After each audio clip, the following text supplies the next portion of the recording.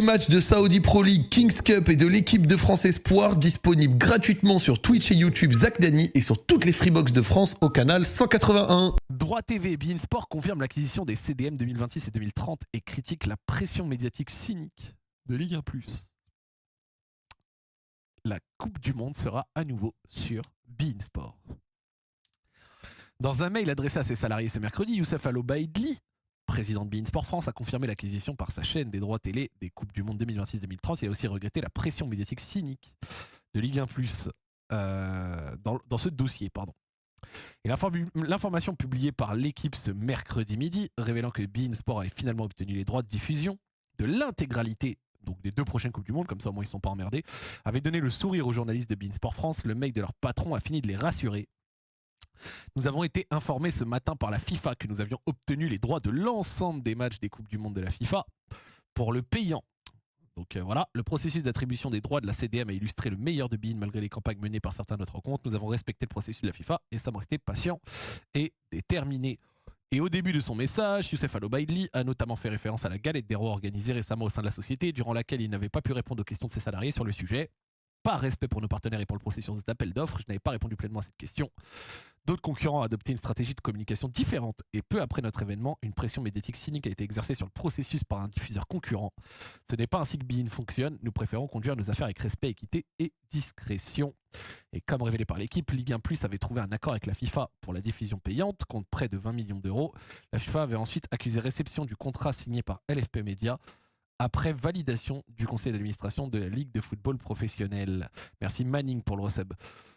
Donc en fait, ce qui s'est passé, de ce que je comprends, et de ce qui s'est passé, c'est que la Ligue 1, elle s'est mise d'accord avec la FIFA, un contrat a été drafté, la Ligue 1 a envoyé sa partie signée, la FIFA n'a pas signé, parce qu'elle attendait éventuellement d'autres offres, beIN est arrivé, diffuse les Coupes du Monde depuis maintenant plus de 10 ans, ils ont mis une offre, et finalement beIN a recueilli le truc. Et ce qui fait parler, c'est que tous les clubs de Ligue 1 étaient OK pour le move, mais dans les présidents des clubs de Ligue 1, il y a forcément Nasser, et Nasser qui est aussi patron de beIN. Donc du coup, ça crée cette dualité où à la fin, beIN est allé prendre un truc qui du coup aurait pu bénéficier à tous les clubs de Ligue 1 parce que du coup, ça aurait donné la Coupe du Monde sur Ligue 1+, ça aurait maintenu les abonnements, ça les aurait même sans doute fait grimper, ce qui aurait aidé pour les droits TV de l'année prochaine. Mais à côté, il y a quand même le fait que beIN, ça fait plus de 10 ans qu'ils font la CDM, et donc du coup, en soi, ils jouent juste leur partition d'aller prendre la CDM comme ils le faisaient habituellement. Et la réalité aussi, si on doit être honnête, et quelqu'un le dit, beIN et Ligue 1+, ils s'entendent déjà pas depuis un moment. Et techniquement parlant, beIN, ils doivent pas grand-chose à Ligue 1+, tu vois ce que je veux dire, genre beIN n'a pas forcément à faire une fleur à Ligue 1+, en mode ok, on vous laisse la CDM, nous on va voir ce qu'on va faire. Enfin, tu vois, genre c'est deux groupes privés qui jouent leur partition chacun de leur côté. Alors à la rigueur, on peut critiquer, tu vois, et ça à juste titre, hein, des choses comme quoi avoir un président de Ligue 1 qui est président du plus gros club de Ligue 1 et en même temps d'une chaîne qui a diffusé la Ligue 1 mais qui maintenant la diffuse plus qu'un match et bientôt plus, et qui est en même temps... Alors ok, certes, Nasser, je pense pas qu'il était directement impliqué dans les réunions de machin, mais ça fait quand même on va dire un conflit d'intérêts assez évident entre le rôle de Nasser en tant que président du PSG et président de beIN Sport. Donc ça fait quand même un conflit assez évident, et ça a donné ça. En fait, Nasser va avoir littéralement toutes les infos de ce qui se passe côté Ligue 1+, et puis après derrière beIN fait sa contre-offre. Tu vois, c'est possible de se poser... Enfin, c'est légitime, je dirais, de se poser cette question-là, tu vois. Ça se pose... c'est légitime de se poser cette question-là. Genre, à quel point, en gros, tu vois, t'as Nasser qui est au courant de ce qui se passait côté Ligue 1+, et qui après, derrière, avec beIN, ils ont accordé leur violon pour finalement aller prendre le truc. Mais après, de toute façon, beIN le faisait déjà tout le temps. Et moi, je vais être honnête avec vous, j'ai toujours kiffé la couverture Coupe du Monde de beIN. Voilà. C'est comme ça. Oui, mais le conflit d'intérêt serait justement de favoriser Ligue 1+. Non, le conflit d'intérêt, c'est des deux côtés. Que tu favorises Ligue 1+ en tant que patron de beIN, c'est-à-dire que si, imaginons que Nasser il avait joué le Pro Ligue 1+ contre beIN, bon, eh ben, il aurait été dans sa casquette de président du PSG et à l'encontre de son mandat de patron de beIN Sport. Par contre, là, du coup, on peut imaginer éventuellement que son rôle dans les colloques de Ligue 1 et dans le fait de savoir des infos, etc., mais tout en étant patron de beIN, ça a favorisé beIN au contraire de son rôle au PSG. Donc du coup, en fait, dans les deux cas, c'est un conflit d'intérêt. Tu vois. Mais après, ça c'est un truc qui avait été, genre déjà théorisé depuis très longtemps. Et de toute façon, à la fin, Nasser, lui, la seule chose qui lui importe, c'est les intérêts du PSG et les intérêts du Qatar. Et beIN Sport appartient au Qatar. Il est qatari, le PSG appartient au Qatar. Donc en fait, quand on regarde alignement d'intérêts, il va évidemment aller plus du côté, du côté de son pays, on va dire. La FIFA au soutien de Nasser après l'attribution des droits. Tiens, l'offre la plus avantageuse a été retenue. À la suite de l'attribution controversée des droits à beIN Sport plutôt qu'à la Ligue 1, la Fédération internationale monte au front pour défendre le président et de beIN Media Group et réfute les conflits d'intérêts. Bon. L'attribution des droits des deux prochaines CDM à beIN Sport a mis le feu au foot français. Ligue 1 était en passe de conclure un accord, Ligue 1 Plus pour 20 millions à peu près, 17 plus 2,5. Ça devait permettre à la plateforme de la LFP d'avoir des nouveaux abonnés pendant la trêve et de recruter 200 000 nouveaux abonnés sans perdre ceux existants. Donc ça il y avait quand même un intérêt pour la Ligue 1. Mais la FIFA a choisi au tout dernier moment beIN Sport alors qu'elle avait déjà adressé un contrat à Ligue 1 Plus qui avait été validé par le conseil d'administration de la Ligue 1 et renvoyé aux vendeurs. Face à cette situation et regrettant le poids et l'attitude de Nasser, président du PSG et de beIN, Nicolas de Taverneau est proche de rendre son tablier. Finalement, il n'est pas proche parce qu'il est parti. Il a expliqué lors d'un conseil d'administration de la Ligue « Je ne suis pas en état de poursuivre ma mission d'efficacement à la tête de LFP Média ». Joint par l'équipe, juste avant le congrès de l'UEFA qui se tient à Bruxelles, une source de la FIFA estime que tout s'est fait dans les règles. beIN Sport est un partenaire historique, ça on le sait. beIN Sport est un partenaire et distributeur de confiance et cette décision a été prise sur le plan purement commercial. L'offre la plus avantageuse ayant été retenue tant financièrement que pour la diffusion de plusieurs tournois FIFA. Et selon nos informations, le diffuseur a finalement offert environ 60 millions d'euros pour les 2 prochains mondiaux. 27 cet été, 34 dans 4 ans. Et cette source à la FIFA ajoute Nasser n'a absolument pas été impliqué. Comme toujours, toutes les interactions se sont faites avec Youssef Al-Obaidli. La FIFA n'a jamais signé d'accord avec Ligue 1+, et cela n'a jamais été annoncé. Tout ce bruit médiatique en France nous laisse perplexes car il s'agissait d'une procédure standard d'acquisition de droits médias qui s'est déroulée avec succès. Mais ce n'est pas l'avis de tout le monde en France, et même sur le marché des droits sportifs en général, où le processus conduisant à l'attribution à beIN est le plus souvent considéré comme inhabituel. Car la FIFA avait été vraiment très loin avec Ligue 1+, avant de changer son fusil d'épaule. Ce jeudi, un CA de la Ligue est prévu afin de décider les suites à donner de cette affaire. Et c'est là où on voit qu'un peu que les arguments qui sont donnés ne sont franchement pas très intéressants. Et c'est là où on voit un peu, évidemment, le rôle éventuel d'un Nasser là-dedans. C'est que, regardez, Nasser, il est au colloque de la Ligue 1 en tant que président du PSG. Il voit que Ligue 1 Plus est pas loin de choper la CDM. Il a le montant de l'offre, 20 millions. À côté, il est aussi à beIN. Alors, ok, il n'a pas interagi directement avec la FIFA, c'est possible. Et ce serait même débile qu'ils le fassent. Ils sont pas cons, ces mecs-là, tu vois. Ils savent que le conflit d'intérêt serait trop évident si c'est Nasser qui menait les négociations pour beIN. Donc, c'est peut-être beIN, tu vois, qui, via les infos qu'ils avaient de l'avancée côté Ligue 1+, qui est arrivé à un moment où c'était encore possible, donc à un moment où la FIFA n'avait pas signé de leur côté le contrat, a envoyé une offre juste plus élevée que la Ligue 1 avait fait. Ça s'est mis d'accord, contrat signé, salam alaikum, Ligue 1+, ciao. Donc, moi, je les crois tout à fait quand ils disent qu'il n'y a rien d'illégal qui a été fait. Ça a été fait dans les règles de l'art, parce que la FIFA n'avait pas signé de leur côté le contrat avec lequel ils étaient d'accord avec Ligue 1+, d'accord ? Et comme ils le disent dans l'article au final, hein, regardez, ça a été très loin avec Ligue 1+, au final, au point où ils ont envoyé un contrat. Donc s'ils ont envoyé un contrat, c'est que tout était d'accord, tu vois. Mais au dernier moment, et quand ils pouvaient encore le faire, ben... beIN est arrivé à dégainer son offre, 60 millions, 27 cet été, c'est 7 de plus, et 34 pour dans 4 ans. Bon bah voilà quoi. Et voilà, quelqu'un dit dans le chat qui te dit que Nasser n'a eu aucun contact avec le président de beIN France et quelqu'un lui répond possible mais rien ne le prouve. Bon.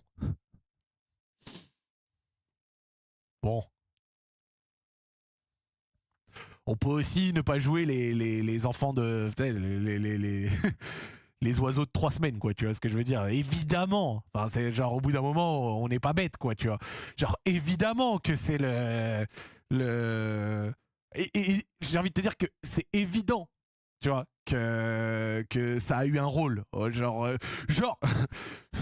frérot, genre on va se et moi je respecte Bein, j'ai déjà travaillé avec eux, je les aime beaucoup, je m'entends bien avec, il y a aucun souci, je respecte Ligue 1 Plus et tout, il y a pas de souci. Mais juste soyons sérieux 2 minutes. Genre le président de Bein n'a pas parlé avec le président de Bein France pour envoyer l'offre pour la Coupe du Monde parce que sinon ça pourrait faire conflit d'intérêts, donc il n'a rien dit du tout. Chut. Et l'offre qui est juste suffisamment plus haute pour aller choper les droits, c'est le hasard. Chef, je vous propose, ne soyons pas débiles, d'accord? Évidemment que c'est comme ça que ça s'est passé. Par contre, je vais aller quand même sur 2 points. Je vais aller sur 2 points quand même, qui vont aller dans le sens de Bein. 2 points qui vont aller dans le sens de Bein. Premier point qui va aller dans le sens de Bein. Est-ce qu'ils avaient besoin de savoir que Ligue 1 Plus était dessus pour finalement gagner l'appel d'offres? Est-ce qu'au final, à un moment, il n'y aurait quand même pas eu la FIFA qui serait allée les voir en mode Ligue 1 Plus, ils ont proposé 20, est-ce que vous êtes sûr de ne pas vouloir vous aligner? Est-ce qu'il y avait besoin que Nasser soit dedans? Pas certain. Bein a acheté plein de Coupes du Monde, donc je pense qu'au bout d'un moment, la FIFA se serait peut-être servi de Ligue 1 Plus pour quand même essayer d'aller extraire plus de Bein. Donc, est-ce qu'il y avait peut-être besoin de Nasser? Je ne pense pas.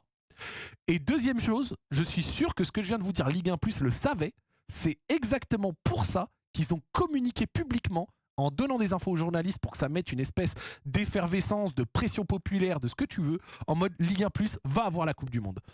Et ça, je suis sûr qu'ils ont joué de ce truc en mode voilà, on va la voir, on s'est mis d'accord, le contrat a été envoyé, tout machin, pour que ça crée un espèce de tumulte qui justement arrive à cette conclusion-là. Voilà. Mais ça fait déjà des semaines, effectivement, comme quelqu'un l'a dit, que cette offre de 20 millions, on la connaît. Et à la fin, je ne suis pas certain qu'en réalité, Bein ait eu besoin même que Nasser soit président du PSG pour avoir des infos de la part de Ligue 1 Plus pour après, derrière, pouvoir contre-offrer. Je suis persuadé qu'en réalité, vu les rapports qu'ils ont avec la FIFA, vu le fait qu'ils ont déjà fait plein de CDM, etc., qu'au bout d'un moment, ça serait fait, enfin, genre, en fait, ce qui s'est passé, je pense, je vous donne mon avis. Ce qui s'est passé, c'est que pour moi, regarde, je vous donne mon avis final. Je n'ai pas d'infos, c'est juste mon avis sur ce qui s'est passé. La FIFA, ils étaient peut-être un peu impatients, ou en tout cas, c'était l'appel d'offres, donc c'est-à-dire tout le monde pouvait faire une offre. La FIFA a considéré que les 20 millions de Ligue 1 Plus étaient suffisants. Ils étaient d'accord pour ça.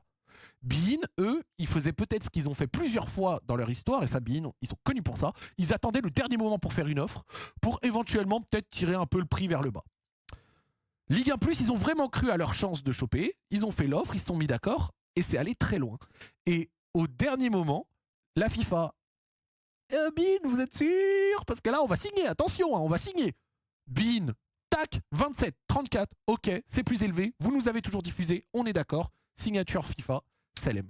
Donc à la fin, je pense que la FIFA s'est servie de Ligue 1 Plus pour faire réagir Bein et obtenir peut-être plus que ce que Bein aurait donné si Ligue 1 Plus n'avait pas offert 20 millions. Vous pensez quoi de ma théorie? Voilà, c'est ma théorie. Je pense que c'est comme ça que ça s'est passé. Et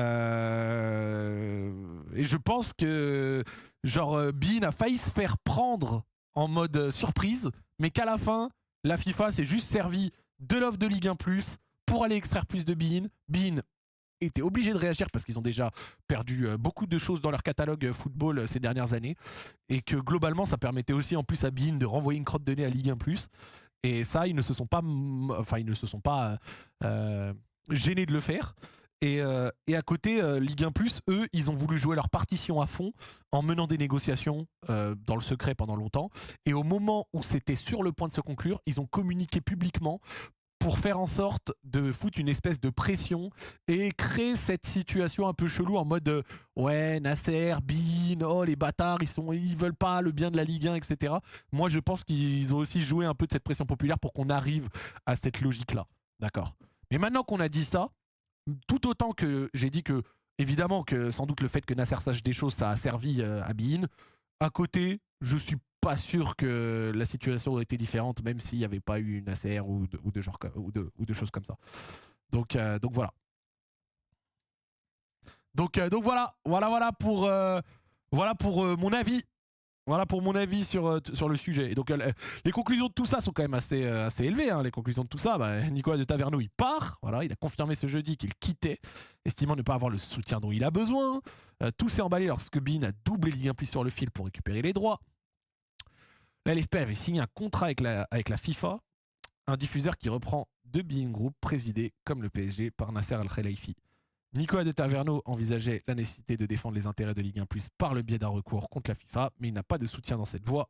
Sur notre site, Philippe Diallo a donné le ton ce jeudi, indiquant qu'il fallait simplement tourner la page. Aïe, aïe, aïe, aïe, aïe. Aïe, aïe, aïe, aïe, aïe. Comment Ligue 1 Plus va gérer ces 3 mois sans compétition pendant l'été ? Doublé au dernier moment par beIN Sport dans l'obtention des droits de la diffusion payante, Ligue 1 Plus doit se préparer à un été vide estival. L'été dernier, la question ne semblait pas de saison pour LFP Media.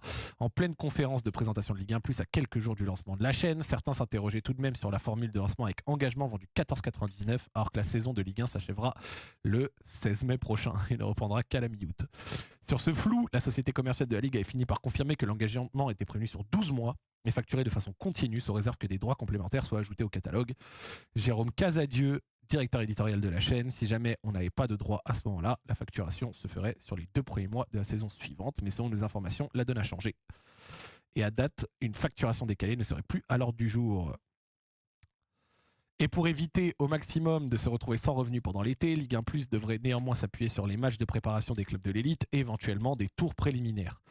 Voilà. En effet, dans son contrat avec l'UEFA, les droits de Canal+ ne débutent qu'à l'occasion des barrages, alors que les tours précédents, dont les droits des matchs à domicile sont vendus directement par les clubs, peinent habituellement à trouver preneur en plein cœur de l'été. Quoi qu'il en soit, la chaîne de la Ligue ne pourra a priori pas facturer 3 mois complets à ses abonnés. De 2021 à 2024, Prime Video, qui n'avait aussi que le championnat de France comme produit vendu via son pass Ligue 1, avait logiquement suspendu le prélèvement. Mais la saison dernière, DAZN avait opté pour une autre stratégie. La plateforme avait en effet continué à prélever, s'appuyant notamment sur la retransmission de la CDM des clubs. Ce choix n'avait pas amélioré sa popularité auprès des consommateurs. Ligue 1 Plus, elle ne veut pas se permettre d'écorner son image. Avec 1,2 million d'abonnés à date, elle doit en convaincre un maximum de rester fidèle, alors qu'elle proposera la saison prochaine 100% des rencontres, mais contre une augmentation de son abonnement de 14,99 à 19,99, une catastrophe. Un nouveau challenge de taille pour le successeur de Nicolas de Taverneau si le patron de LFP Media décide d'acter sa démission ces prochains jours. Ils vont rajouter un match et pour un match de plus, ils vont rajouter 5 € sur le prix mensuel. Mais c'est du foutage de gueule ou quoi ? C'est du foutage de gueule ou quoi ?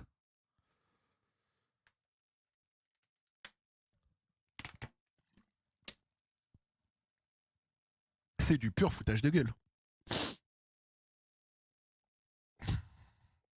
C'est dommage parce que Ligue 1 Plus, déjà de base, je pense que l'idée est bonne.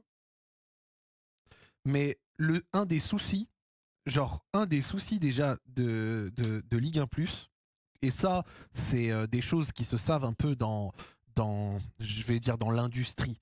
C'est pas dans l'industrie, mais dans le milieu, etc. C'est que, et ça, on avait lu beaucoup d'articles sur ça, rappelez-vous, c'est que alors qu'il n'y a plus de diffuseurs, plus de sous assurés pour le moment, le rythme de vie et le niveau de vie de la ligue de football professionnel en France n'a absolument pas baissé. Ça n'a absolument pas baissé. C'est-à-dire que actuellement, les salaires, les primes, le coût des intervenants, les machins, tout coûte une blinde. Et le rythme de vie de la Ligue est extrêmement élevé. Et dans un moment où, pour essayer de distribuer des revenus au club, le coût de la Ligue, le rythme de vie de la Ligue devrait baisser de manière drastique, et ben ça n'a pas été le cas. Et ça, c'est depuis la Brune. Et je n'aurais aucune peine personnellement pour les clubs parce qu'ils ont tous revoté pour la Brune. La Brune, il a passé son salaire annuel de 300 000 à 1,2 million. Et après qu'on lui ait dit, mais sale chien, t'as quadruplé ton salaire, là, qu'est-ce que tu fais? Il a dit, ok, quand même, je vais le baisser de 30%. Donc résultat, il touche quand même 2 à 3 fois plus que ce qu'il touchait au départ. Et il l'a fait à l'époque où il promettait d'aller chercher le milliard pour la Ligue 1. Au final, ils ont trouvé DAZN miteux à 400 millions et quelques. Et au final, après derrière, DAZN, c'est mort. Et maintenant, c'est Ligue 1+, qui est pour moi en soi une bonne idée. Mais Ligue 1+, doit s'accompagner, donc Ligue 1+, doit s'accompagner d'une baisse de vie générale des clubs, donc c'est-à-dire des salaires, des masses salariales, des clubs. Tu dois renforcer la DNCG. Et tu dois aussi faire en sorte que la Ligue et la diffusion coûtent le moins cher possible pour faire en sorte qu'à la fin, quand il y a 1,2 million, 1,3 million, 1,4 million, 1,5 million abonnés, eh ben, il puisse y avoir de l'argent redistribué au club pour qu'ils gardent un certain niveau de compétitivité.